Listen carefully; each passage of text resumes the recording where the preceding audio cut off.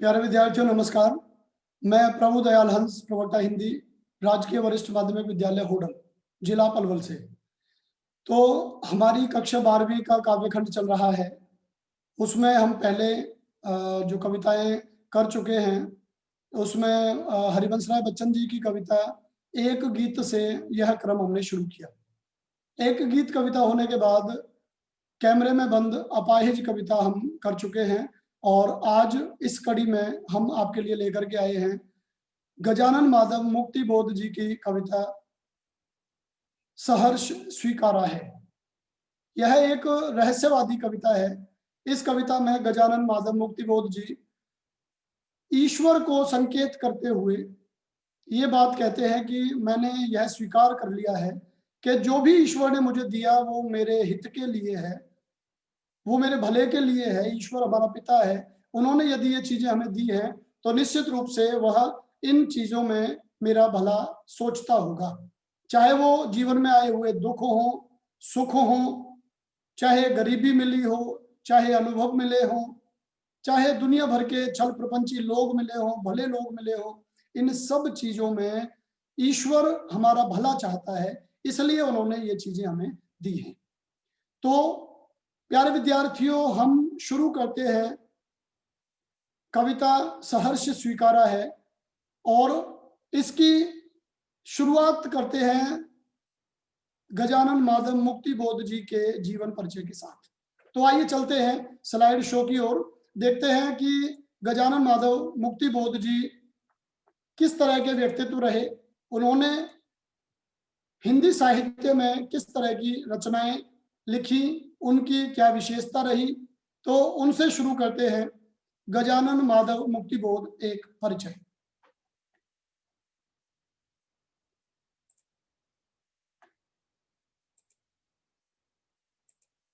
यहाँ कुछ पंक्तियां उनकी दी गई है। हमारी हार का बदला चुकाने आएगा, संकल्प धर्मा चेतना का रक्त प्लावित स्वर, हमारे ही हृदय का गुप्त स्वर्णाक्षर प्रकट होकर विकट हो जाएगा। तो ये जो पंक्तियां हैं ये कहीं ना कहीं मुक्ति बोध जी की मानसिकता के बारे में बताती हैं। वे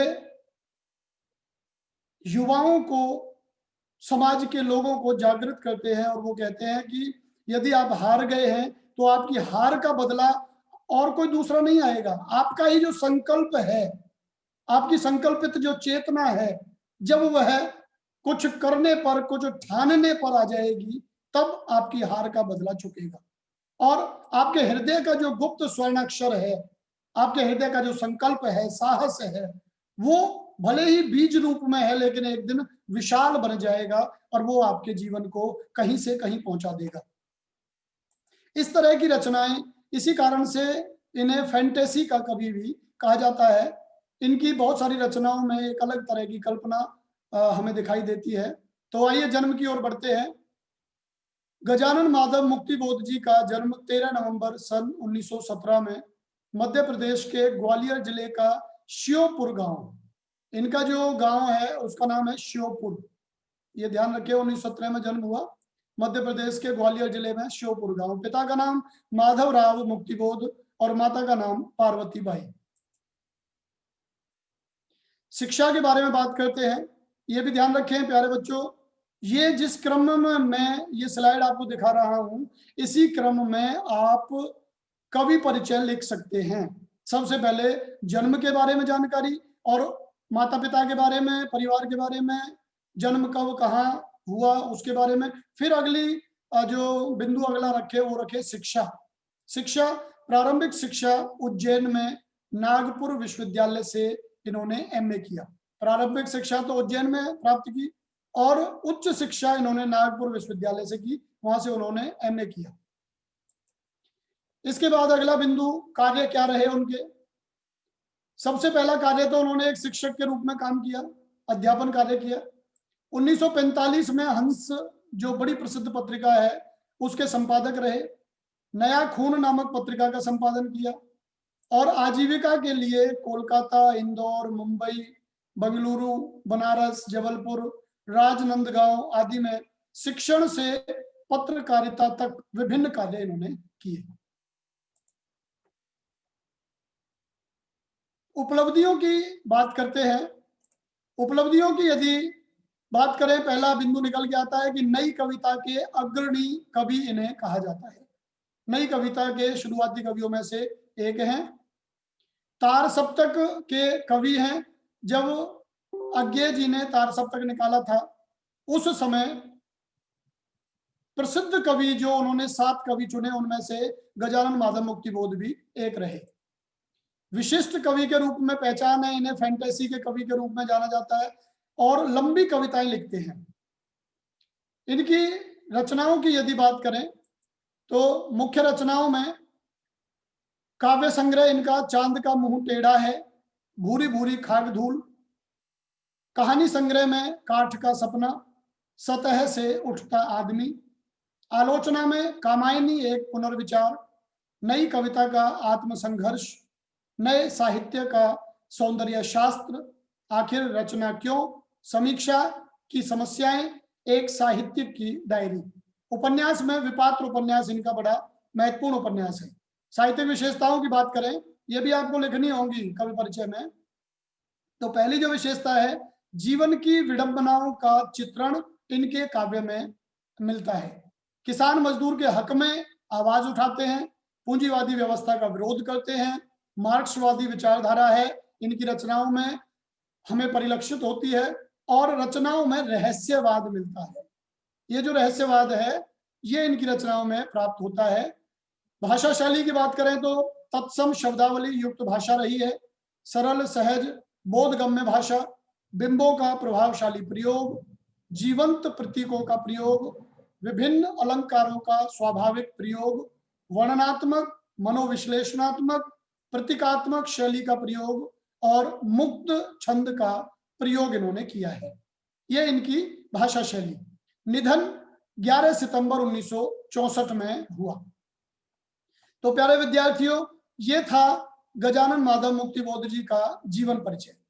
तो अब हम बढ़ते हैं कविता की ओर। कविता सहर्ष स्वीकारा है। जैसा कि टाइटल से ही आपको पता लग गया होगा, हर चीज को हमने सहर्ष, स माने सहित, हर्ष माने प्रसन्नता, कि हमने प्रसन्नता के साथ प्रत्येक चीज को स्वीकार कर लिया है।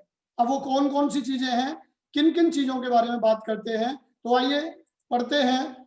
कविता सहर्ष स्वीकारा है।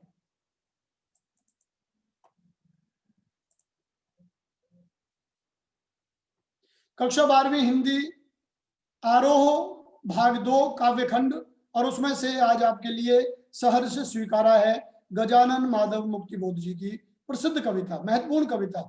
ये बड़ी कविताओं के लिए जाने जाते हैं, परंतु सहर्ष स्वीकारा उतनी बड़ी नहीं है, इनकी छोटी कविताओं में से एक है।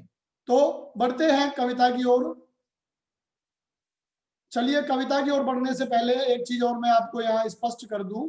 बहुत बार बच्चों ने ये चीजें पूछी है कि जी हमारी कविताएं हैं कितनी। तो हरिवंश राय बच्चन जी की जो कविता है दिन जल्दी जल्दी ढलता है, ये हम पढ़ा चुके हैं।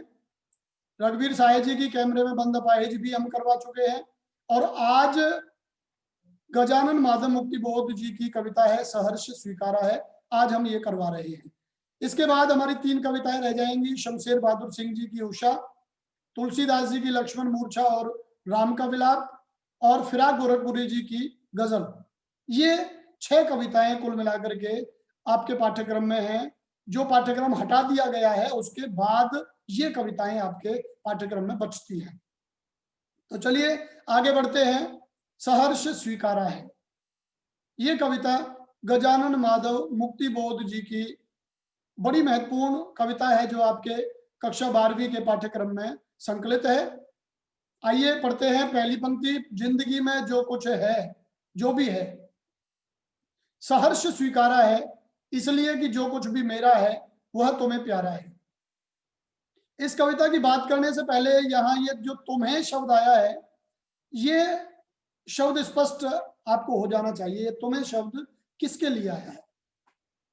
जिंदगी में जो कुछ है, जो भी है, सहर्ष स्वीकार कर लिया, ये तो समझ में आ गया। हमने हंस करके वो सारी चीजें जो भी है या जो कुछ हो सकता है वो सब हमने स्वीकार कर लिया है हंसकर, क्योंकि जो कुछ भी मेरा है वह तुम्हें प्यारा है। तो ये तुम्हें कौन है? ये जो तुम्हें है ये स्पष्ट नहीं हो पाया पूरी कविता में कि कवि की माँ है, कवि की बहन है, कवि की पत्नी है, या ईश्वर है, या उनके पिता हैं, कौन है वह तुम है। जब हमें ये पता ना लगे कि कवि सटीक ये पता ना लगे कि वो किसको संबोधित कर रहा है, या कहीं ईश्वर की छाया तो उस पे कविता पे नहीं पड़ रही है, यदि ऐसा लगता है तो वह कविता रहस्यवादी कविता कही जाती है। तो यहां वो कहते हैं कि ईश्वर को यदि हम मान के चले, या अपनी पत्नी को वो संबोधित कर रहे हैं, या प्रेमिका को संबोधित कर रहे हैं, कहने का तात्पर्य वो कोई एक विशिष्ट व्यक्ति है जिसको कवि संबोधित कर रहा है। क्या कह रहा है कि जिंदगी में जो कुछ भी मुझे प्राप्त हुआ है, अब जो कुछ भी मैं आगे बताएंगे क्या क्या प्राप्त हुआ है, वो सब मैंने हंसकर स्वीकार कर लिया। क्यों कर लिया? इसलिए कर लिया क्योंकि वो चीजें मुझे तुमसे प्राप्त हुई हैं, और तुम मेरे प्रिय हो, मेरे अपने हो, तो तुम यदि मुझे कोई चीज दे रहे हो तो वो मेरे कल्याण के लिए होगी। इसलिए मैंने वो चीजें हंसकर स्वीकार कर ली हैं, क्योंकि मुझे पता है वो चीजें तुम्हें पसंद हैं, वो चीजें तुम्हें प्यारी लगती हैं, इसलिए मैंने वो चीजें हंसकर स्वीकार कर ली। अब वो क्या क्या चीजें हैं? गर्बीली, गरीबी, यह एक ये चीज विशेष रूप से ध्यान रखें। गरीबी को कहा है उन्होंने गर्बीली, गर्बीली गरीबी। अब गरीबी तो गरीबी होती है, गर्बीली कैसी होती है? क्या गरीबी पे गर्व किया जा सकता है? तो गजानन माधव मुक्ति बोध जी की एक अलग सोच यहाँ इस वाक्य में दिखाई देती है। गरीबी को वो गर्बीली कहते हैं। क्यों कहते हैं? गरीबी जो है, अब तक तो हमें ये दिखाई देता रहा है दुनिया में कि गरीबी जहां होगी वहां कष्ट होंगे, पीड़ा होगी, उपेक्षा होगी, दुत्कार होगी, बहिष्कार होगा। तो जहां गरीबी होगी ये चीजें दिखती है। पर कवि गर्बीली क्यों कहता है? कवि इसलिए कहता है क्योंकि गरीबी में आकर व्यक्ति में जो क्षमताएं होती हैं वो दोगुनी हो जाती है। जब हमारे ऊपर अभाव होते हैं तो उन अभावों में हम ज्यादा काम करने लगते हैं। वो अभाव हमारे मन को मजबूत करते हैं, वो अभाव हमारे अंदर संघर्षों की क्षमता पैदा करते हैं, साहस पैदा करते हैं, परिश्रम करने की लगन पैदा करते हैं, संकल्प पैदा करते हैं। इसलिए गरीबी को कवि गर्बीली कहता है। गंभीर अनुभव, सब सारे जितने भी गंभीर अनुभव मुझे प्राप्त हुए हैं वो सब के सब विचारों का खजाना, वैभव माने दौलत, के विचारों की जो दौलत मुझे मिली है वो भी, दृढ़ता जो मेरे अंदर है वो भी, और भीतर जो सरिता है, नदी बहती है, प्रेम की नदी, भावों की, विचारों की नदी, वो सब अभिनव, सब ये सब नए हैं मेरे लिए, मौलिक हैं। इससे पहले ये किसी के पास नहीं थे, मेरे पास हैं, मुझे प्राप्त हुए हैं, और मैंने इन सब को हंसकर स्वीकार कर लिया है।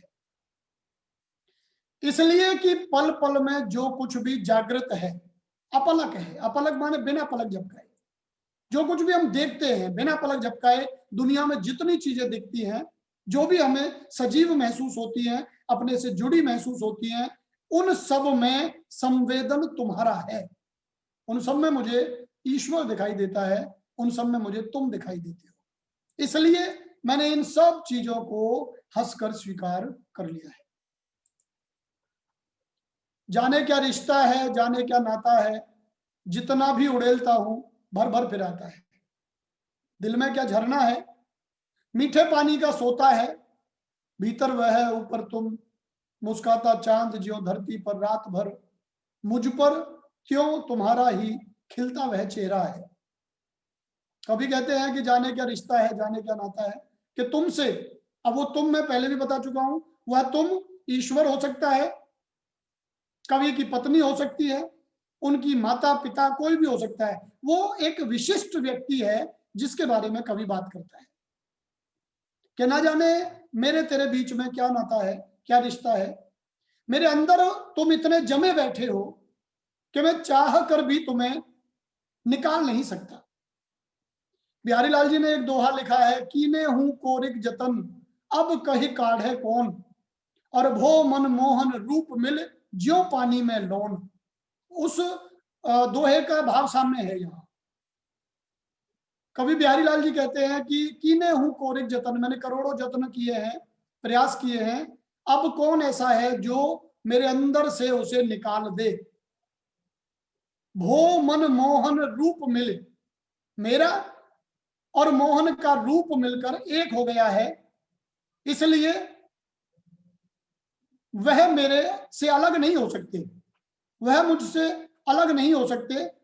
और वैसे ही हम दोनों मिल गए हैं जैसे पानी में नमक मिल जाता है, उस तरह से हमारा मिलाप हो गया है। तो यहां ये उसी भाव को रखते हुए यहां कह रहे हैं कि जितना भी उड़ेलता हूं भर भर फिर आता है, जितना मैं उसे उलीचता हूं, निकालता हूं उस लगाव को, तुम्हारे प्रति जो लगाव है, उतना ही वह और गाढ़ा और गहरा होता चला जाता है। दिल में क्या झरना है, पता नहीं वो क्या चीज है, झरने की तरह लगातार लगातार पानी बह रहा है, भाव बह रहे हैं, विचार बह रहे हैं। तुम मेरे अंदर उस तरह से समाये हुए हो जैसे प्रकृति में झरना होता है, उसका पानी कभी समाप्त नहीं होता, लगातार लगातार बहता चला जाता है। मीठे पानी का सोता है, सोता माने स्रोत। ऐसा लगता है कि वह मीठे पानी का स्रोत हो तुम, जो मेरे मन को आनंदित करता है। भीतर वह, ऊपर तुम, भीतर वह पानी से का सोता है और ऊपर तुम हो। जो भीतर पानी का सोता है वह तुम्हारे प्रति लगाव है, ऊपर तुम हो और उसी तरह से हो जैसे चांद धरती के ऊपर लगातार टकटकी बांधे उसे देखता रहता है, प्रेम से निहारता रहता है। मुझ पर क्यों तुम्हारा ही खिलता वह चेहरा है, और जैसे चांद सा सुंदर तुम्हारा चेहरा मुझे हमेशा ये महसूस कराता है कि तुम मुझे लगातार देखते हो, लगातार मेरी तरफ कृपा दृष्टि बनाए रखते हो। भीतर जो तुम्हारे प्रति लगाव है वो बना रहता है और ऊपर तुम्हारा आशीर्वाद बना रहता है। सचमुच मुझे दंड दो कि भूलूं मैं तुम्हें भूल जाने की। दक्षिण ध्रुवी अंधकार अमावस्या, शरीर पर चेहरे पर अंतर में, पालू में झेलू में उसी में नहालू में। इसलिए कि तुमसे ही परिवेष्टित आच्छादित रहने का रमणीय यह उजेला अब सहा नहीं जाता है, नहीं सहा जाता है।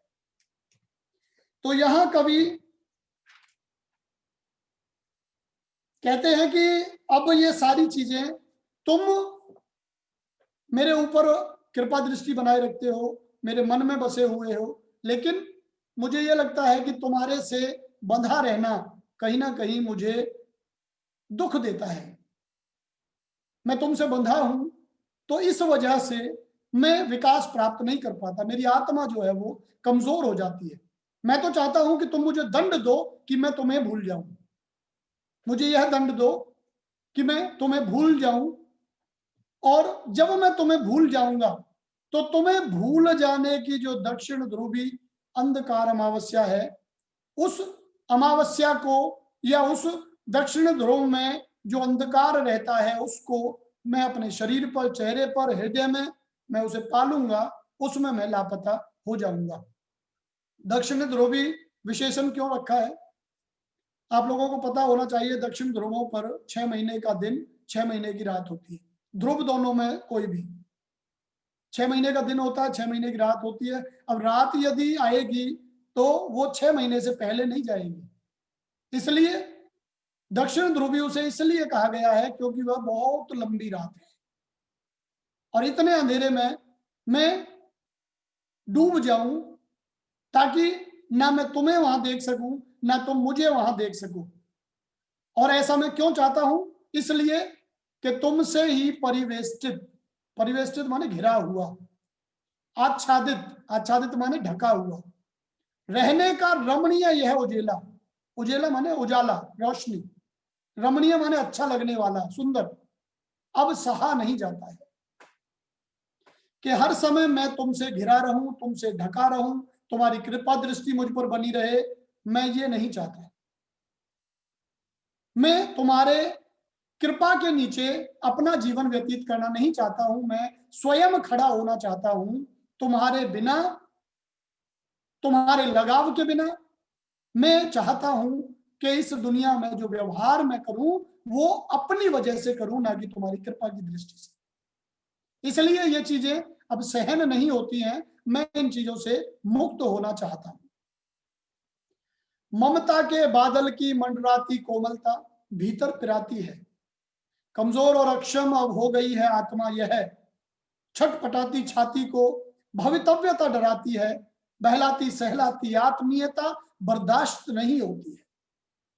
ममता के बादल की मंडराती कोमलता, ममता का बादल है, रूपक अलंकार है ममता रूपी बादल, और उसकी मंडराती हुई कोमलता हमारे भीतर मेरे हृदय में पिराती है, माने कष्ट देती है, दुख देती है, चुभन पैदा करती है।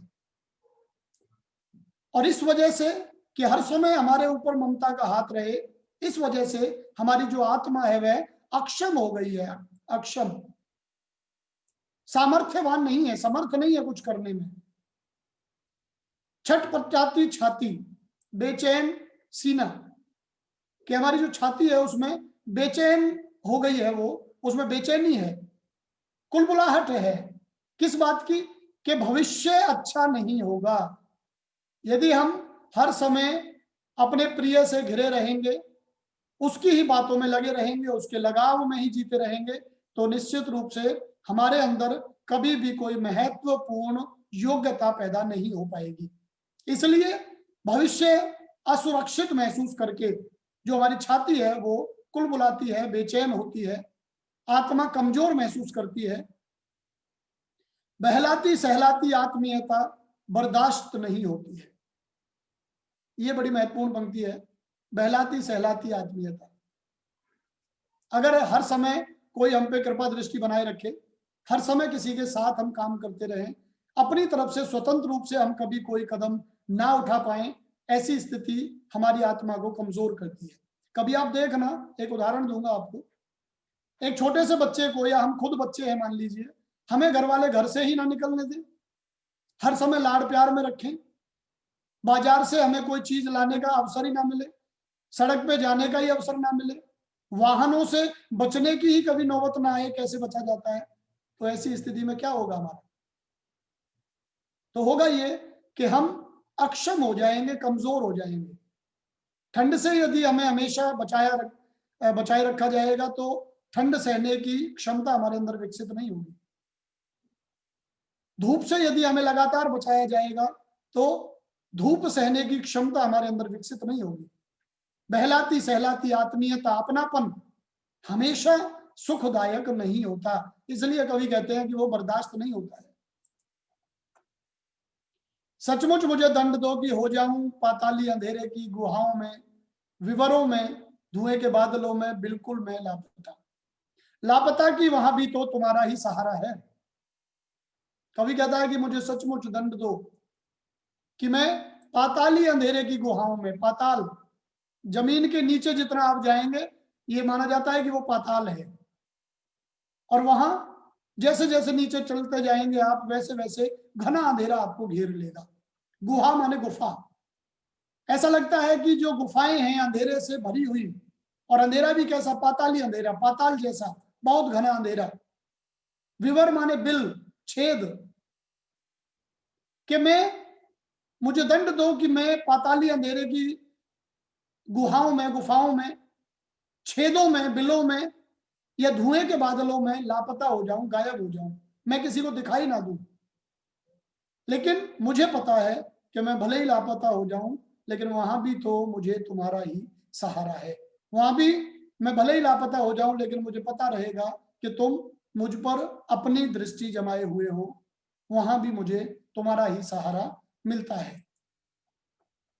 इसलिए कि जो कुछ भी मेरा है, या मेरा जो होता सा लगता है, या होता सा संभव है, सभी वह तुम्हारे ही कारण के कार्यों का घेरा है, कार्यों का वैभव है। अब तक तो जिंदगी में जो कुछ था, जो कुछ है, सहर्ष स्वीकारा है, इसलिए कि जो कुछ भी मेरा है वह तुम्हें प्यारा है। इसलिए कि जो कुछ भी मेरा है या मेरा होता सा लगता है, होता सा संभव है। कवि कहता है कि मेरी जिंदगी में जो कुछ भी है या होगा भविष्य में, जो संभव लगता है कि ये हो सकता है, वो सब तुम्हारे ही कारण के कार्यों का घेरा है। तुम जो मेरे साथ जुड़े हुए हो,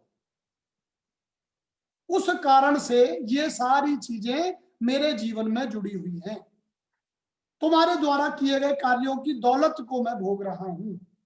वैभव, धन संपदा, दौलत। अब तक जिंदगी में जो भी था, जो कुछ है या जो कुछ होगा, मैं उस सबको हंसकर स्वीकार करता आ रहा हूं, हंसकर स्वीकार करूंगा। क्यों? इसलिए क्योंकि मुझे पता है ये चीजें तुम्हें प्यारी हैं और तुम अपने लगाव के कारण वो चीजें मुझे दे रहे हो, चाहे वो मेरे दुख हो, चाहे वो मेरे सुख हो, चाहे दुनिया भर के अनुभव तुम मुझे दे रहे हैं, या मेरे अंदर की जो मजबूती है वो तुम मुझे प्रदान कर रहे हो। सब के सब मैंने हंसकर स्वीकार किए हैं, क्योंकि मुझे विश्वास है कि तुम यानी ईश्वर, यानी वह विशिष्ट व्यक्ति जो कुछ मुझे दे रहा है, जो उसकी तरफ से मुझे प्राप्त हो रहा है, वो सब मेरे लिए बेहतरीन है, मेरे लिए महत्वपूर्ण है, इसलिए मैं उसे हंसकर स्वीकार करता हूं।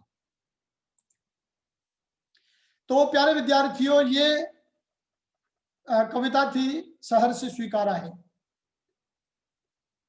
अब हम आपके लिए लेकर के आए हैं इसी कविता में से महत्वपूर्ण प्रश्न, जो पिछली परीक्षाओं में आए हैं काफी सारे, 2017, 18, 19, 20, और इसके अलावा भी 2011, 12, 10, 14, 13, 14, जहां भी हमें जैसे भी प्रश्न मिले कि इस कविता में से कहाँ कौन कौन से प्रश्न पूछे गए, उन सारे प्रश्नों को लेकर के हम आपके सामने उपस्थित हैं। तो आइए, सहर्ष स्वीकारा है कविता में से पिछले प्रश्न पत्रों में जो प्रश्न शामिल हुए, उन सारे प्रश्नों को लेकर हम आपके बीच उपस्थित हैं। आइए देखते हैं उन प्रश्नों को, और मैं चाहूंगा कि आप इनके उत्तर साथ के साथ देते चलें। आप कैसे उत्तर देंगे? अपने कमेंट बॉक्स में। और क्या देना है आपको? ABCD में से कोई एक उत्तर देना है। मैं मान लीजिए प्रश्न बोलता हूं, तो प्रश्न सुनने के साथ साथ आपको प्रयास करना है कि आप अपना उत्तर कमेंट बॉक्स में लिखें। ABCD में से आप किस उत्तर को चाहते हैं, या आपका कौन सा उत्तर है। तो आइए प्यारे विद्यार्थियों, शुरू करते हैं। सहर्ष स्वीकारा है कविता, जिसे लिखा है गजानन माधव मुक्तिबोध जी ने, उसमें से चुने हुए प्रश्नों को आपके बीच उपस्थित करते हैं, प्रस्तुत करते हैं। तो पहला प्रश्न आपके लिए। सहर्ष स्वीकारा है कविता में बहलाती सहलाती आत्मीयता क्या नहीं होती है। कविता आप पढ़ चुके हैं, 4 ऑप्शन आपके लिए हैं। पहला है बर्दाश्त। बहलाती सहलाती आत्मीयता क्या नहीं होती है। 2017 में B पेपर कोड में ये आया था। बर्दाश्त, खत्म, कम, ज्यादा। तो इनमें से आप अपना उत्तर दें।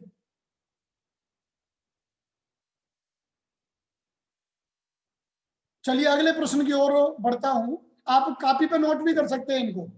आप ये देख लें कि आपका कौन सा उत्तर था, और या कमेंट बॉक्स में दे दें, और फिर बाद में मिला लीजिएगा कि आपके कितने प्रश्न सही रहे। तो चलिए अगले प्रश्न की ओर बढ़ें, के साथ ही साथ देते चलें। ये मुझे बड़ी दुविधा रहती है कि मैं साथ ही साथ आपको उत्तर बताता चलूं कि अगले प्रश्न की ओर बढ़ें। चलो मैं बता ही देता हूं, बाद में दिक्कत रहेगी। सहर्ष स्वीकारा है कविता में बहलाती सहलाती आत्मीयता क्या नहीं होती है। बर्दाश्त। इसका उत्तर है A। ये आप देख लें कि आपका सही है कि गलत है। दूसरे प्रश्न की ओर बढ़ते हैं। यह प्रश्न आया 2017 C पेपर कोड में। सहर्ष स्वीकारा है कविता के अनुसार ममता के बादल की मंडराती कोमलता कहां पर आती है। पिराना माने दुख देना। के ममता के बादल की मंडराती कोमलता कहां पिराती है, दुख देती है, कहां कष्ट देती है। उत्तर आपके हैं भीतर, बाहर, सर्वत्र, बीचों बीच। ये 4 ऑप्शन है, और तुरंत अपना ऑप्शन लिखिए। मैं उत्तर बताने जा रहा हूं। कमेंट बॉक्स में अपना उत्तर लिखिए, क्या है आपकी तरफ से उत्तर। तो यदि आपने उत्तर लिख दिया है तो मैं आपको बता देता हूं, इसका सही जो उत्तर है वो है A, भीतर। ममता के बादल की मंडराती कोमलता भीतर पिराती है। भीतर माने हृदय में। अपना उत्तर चेक कर लें क्या रहा। तीसरे प्रश्न की ओर बढ़ रहा हूं। तीसरा प्रश्न है प्यारे विद्यार्थियों आपके लिए, कवि ने कैसी गरीबी कैसी बताई है। कवि ने जो गरीबी है वो कैसी बताई है, इसके बारे में बताइए। अब 4 ऑप्शन आपके लिए आ गए हैं। भीतर, ये तो कवि ने गरीबी कैसी बताई है, ये ऑप्शन इसके बदल गए हैं। ये अगला प्रश्न है, यहाँ देखिए। और जो पीछे प्रश्न गया है वो और ये दोनों सेम है। एक बार देखो, पहले प्रश्न को देख लो।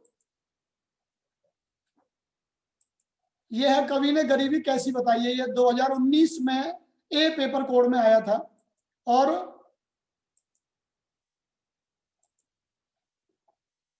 ये 2010 2014 में ये आया था, गरीबी को कैसा बताया गया है। तो उत्तर है आपके ए शर्मीली, बी दुख भरी, सी दुखदायक सुखदायक, और डी गर्बीली। अब ये 4 ऑप्शन आपके आ गए हैं। गरीबी को कैसा बताया गया है, 2010 में ये प्रश्न आया, 2014 में ये प्रश्न आया, और 2019 में ये प्रश्न आया। तो अब आप अपना उत्तर दीजिए। ए, बी, सी और डी में से आपने कौन सा उत्तर देना है। तो मैं उत्तर बताने जा रहा हूं, आप इसे नोट कर लें। इसका सही उत्तर है डी, गर्बीली। गर्बीली गरीबी यह कविता की पंक्ति है, महत्वपूर्ण पंक्ति है। तो ये उत्तर आपका सही है, गर्बीली। अब इसके बाद अगले प्रश्न की ओर बढ़ते हैं। जैसे ही मैं प्रश्न बोलता हूं तुरंत आप अपना ABCD में से उत्तर कमेंट बॉक्स में डालिए। मुझे भी पता लगना चाहिए कि कितने बच्चों ने किस प्रश्न का क्या क्या उत्तर दिया था। अगले प्रश्न की ओर बढ़ते हैं। कवि की आत्मा कैसी हो गई है। 2012 में आया ये प्रश्न, 2015 में आया। तो आप देखिए कवि की आत्मा कैसी हो गई है। कवि की जो आत्मा है, सशक्त, भावशून्य, कमजोर, पीड़ा से भरी हुई। ये 4 ऑप्शन है आपके। ए तो है सशक्त, बी है भावशून्य, सी है कमजोर, और डी है पीड़ा से भरी हुई। अब आप बताइए आपके हिसाब से कौन सा है इसमें, कमेंट बॉक्स में डालिए। आपके हिसाब से कौन सा है, नहीं है तो फिर मैं उत्तर दे रहा हूं भाई।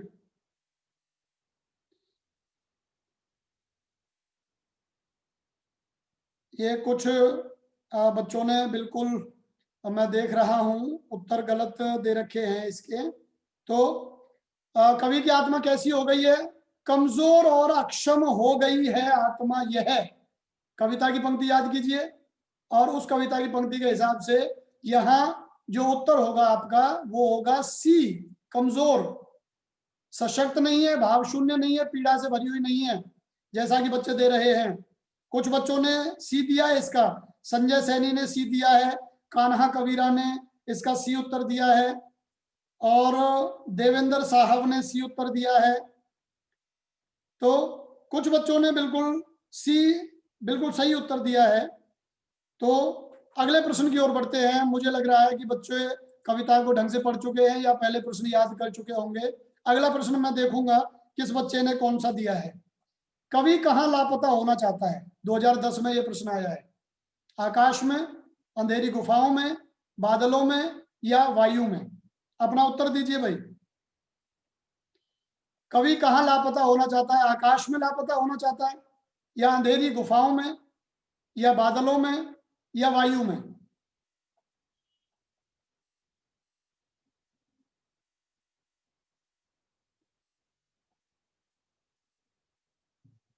आकाश में, अंधेरी गुफाओं में, बादलों में, या वायु में। तो कईयों के उत्तर आए हैं, कई सोच रहे हैं कि कौन सा उत्तर दें। तो आप जल्दी से करिए, अपनी प्रक्रिया पूरी करिए। आपको क्या लगता है, आकाश में, अंधेरी गुफाओं में, या बादलों में, या वायु में। बादलों में और अंधेरी गुफाओं में, इसमें कंफ्यूजन होगा मुझे लग रहा है आपको, अंधेरी गुफाओं में या बादलों में। तो ज्यादा सही है अंधेरी गुफाओं में। ये ज्यों का त्यों ये प्रश्न उठा है। के पाताली अंधेरे की गुफाओं में, अंधेरी गुफाओं में। और बादलों के लिए जो शब्द आया है वो है धुएं के बादलों में। तो यदि यह धुएं के बादलों में होता तो ज्यादा सही होता। अब क्योंकि अंधेरी गुफाओं में है तो ज्यादा सही होगा अंधेरी गुफाओं में, ये ज्यादा सही है, अंधेरी गुफाओं में। बी जिन्होंने किया है वो ज्यादा सही है। सी थोड़ा सा सही है, यदि उसमें जुड़ जाता धुएं के बादलों में तो वो ज्यों की त्यों कविता में से पंक्ति मान ली जाती, और फिर यहाँ दोनों सही होते हैं, अंधेरी गुफाओं में भी और बादलों में भी। अभी अंधेरी गुफाओं में ज्यादा सही है 100%, और बादलों में 50% सही है। तो ये आप देख लें आपने क्या किया है। कई बच्चों के यहाँ उत्तर सी कईयों ने किया है, बी किया है अमन कुमार ने, और संजय सैनी ने भी बी किया है, बाकी ने सी किया है। तो सी कुछ हद तक सही है, लेकिन बी जो है वो ज्यादा सही है। कवि ने अपने अनुभवों को किस प्रकार का बताया है, 2011 में ये प्रश्न आया। आप उत्तर दे सकते हैं, कवि ने अपने अनुभवों को किस प्रकार का बताया है। पहला उत्तर है सुखद, दूसरा गंभीर, तीसरा दुखद, और चौथा है सुंदर। तो ए बी सी डी में से आप क्या मानते हैं, ये कौन सा उत्तर सही है? आप अपना उत्तर दें। इस प्रश्न में कौन सा उत्तर सही है? तो बताइए कौन सा सही है आपके हिसाब से। फिर मैं बताता हूं, इसका जो सही उत्तर है वो है बी, गंभीर। कविता की पंक्ति याद कीजिए, गंभीर अनुभव सब। ये जो कविता की पंक्ति है गंभीर अनुभव सब, ये बतलाती है कि इसका सही उत्तर है गंभीर। कविता में, अच्छा एक चीज मैं आपको जरूर बताऊंगा कि कविताएं याद करने की कोशिश किया करें। आपको मुंह जबानी कविता याद होगी, निश्चित रूप से आप सही उत्तर निकाल के लाएंगे। चलिए कोई बात नहीं, आपने यदि डी वगैरह किया है, बहुत लोगों ने डी नहीं करना है, इसका सही उत्तर है बी। चंदन ने किया है बी, और नरे नसीम ने सी किया है, अमन बी कर रहा है। अच्छा, मुझे कई बार ये भी लगता है कि मेरी बात सुन करके आप उत्तर तो नहीं देते, आप प्रश्न पढ़ें और पढ़ते ही उसका उत्तर दें। इसमें किसी तरह की आप ये ना करें कि सर बता दें उसके बाद हम उत्तर दें। अगले प्रश्न की ओर बढ़ते हैं। प्रश्न पढ़ लें ढंग से। सहर्ष स्वीकारा है कविता में कवि ने अपनी प्रियतमा के चेहरे की तुलना किस से की है? 2011 में यह प्रश्न आया। सहर्ष स्वीकारा है कविता में कवि ने अपनी प्रियतमा, जिसे हम यहाँ विशिष्ट व्यक्ति कह रहे हैं, वो कवि की प्रेमिका भी हो सकती हैं, उसकी पत्नी भी हो सकती हैं, प्रियतमा भी हो सकती हैं, और ईश्वर भी हो सकती हैं। तो अपने उस प्रिय के लिए, उसके चेहरे के लिए क्या तुलना दी है कवि ने? ए है कमल, बी है चांद, सी है आकाश, और डी है धरती। आप अपना उत्तर दें। अपना उत्तर दो बच्चों, लेट नहीं करना है। 18 बच्चे जुड़े हुए हैं, उत्तर 2-3 आते हैं। Very good. तो जिन्होंने बी कहा है चांद, कैलाश कबीरपंथी, संजय सैनी, नरेश अहीर, सोलंकी जाट, चंदन, सैकुल खान, अमन कुमार, इन बच्चों ने बिल्कुल सही उत्तर दिया है बी, चांद से। मुस्काता चांद ज्यों धरती पर रात भर, क्यों ही तुम्हारा खिलता वह चेहरा है। तो चेहरे को कवि ने चांद बताया है। तो चलिए आगे बढ़ते हैं। निश्चित रूप से आप बधाई के पात्र हैं, आप लोग बहुत बढ़िया कर रहे हैं। अगले प्रश्न की ओर बढ़ते हैं। कवि से क्या नहीं सहा जाता है? 2011 में यह प्रश्न आया, कवि से क्या नहीं सहा जाता, आप बताइए। गहन अंधकार, ए, या बी रमणीय उजाला उजाला, या सी धूप में खड़ा होना, या डी शोर शराबा। इन चारों में से कवि से क्या सहन नहीं होता है? उत्तर दें भाई। अब तो आपके उत्तरों पे ही निर्भर करेंगे हम। 19 बच्चे जुड़े हुए हैं और उत्तर अभी एक भी नहीं आया है। कवि से क्या नहीं सहा जाता है? नरेश ने दिया बी, रमणीय उजाला। कैलाश ने दिया ए, सोलंकी ने दिया बी, नरेश ने फिर बी कर दिया, कान्हा कबीरा बी, चंदन राय बी, नरेश कई कई बार डाल रहा है बी। तो बिल्कुल सही है, आपका उत्तर है बी, रमणीय उजेला, जिसे कविता में कहा गया है। उजेला मतलब उजाला, रमणीय माने सुंदर। तो कवि से क्या नहीं सहा जाता है? तो कवि से सुंदर लगने वाला प्रकाश, उजाला नहीं सहा जाता है, क्योंकि उसकी एक सीमा होती है। चलिए अगले प्रश्न की ओर बढ़ते हैं, इंतजार करिए। अगला प्रश्न, कवि को किन बादलों की मंडराती कोमलता कष्ट देती है? 2012 में यह प्रश्न आया। कवि को किन बादलों की मंडराती कोमलता कष्ट देती है? 2012 में प्रश्न आया, और इससे जुड़ा हुआ प्रश्न पहले भी आ चुका है। ए है जल से भरे हुए, बी है कष्टों के, सी है ममता के, और डी है परायेपन के। ए बी सी डी में से आपका उत्तर शुरू हो जाना चाहिए। कवि को किन बादलों की मंडराती कोमलता कष्ट देती है?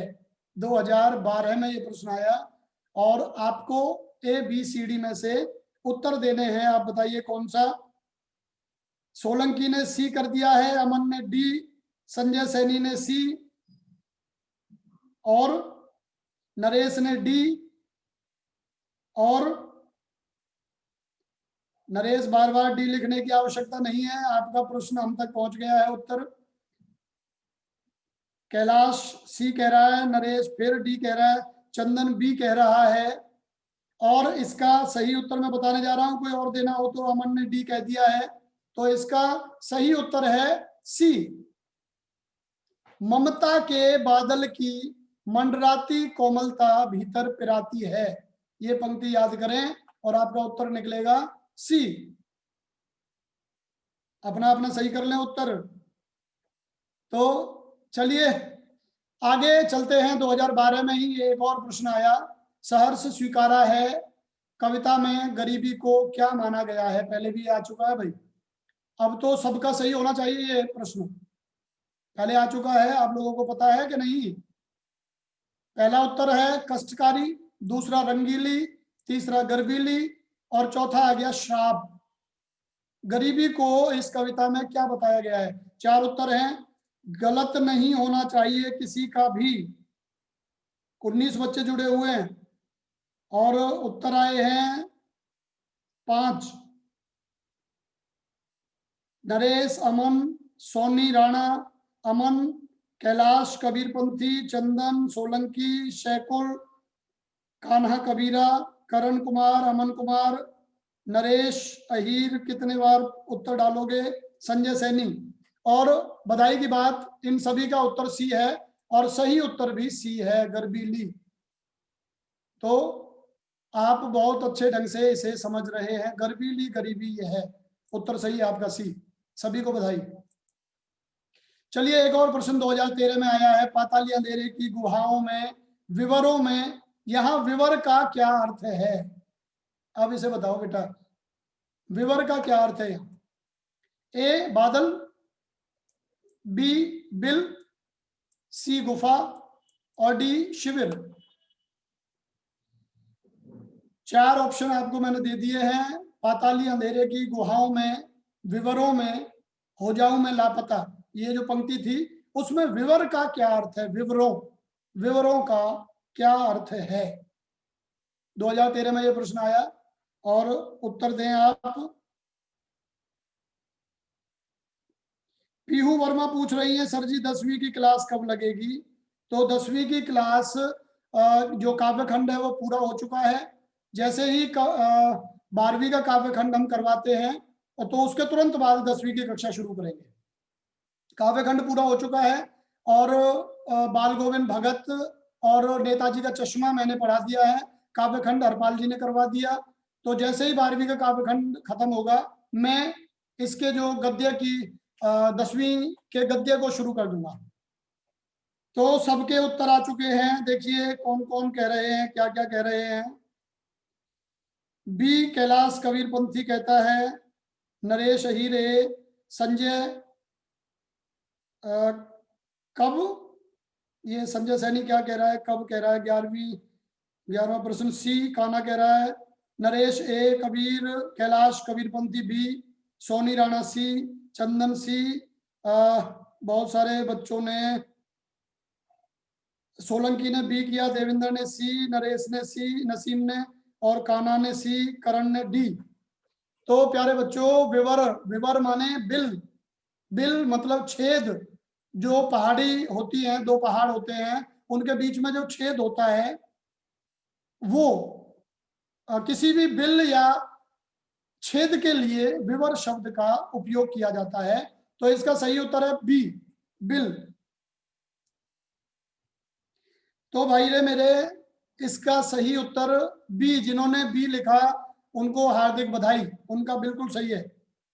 चलिए अगले प्रश्न की ओर बढ़ते हैं।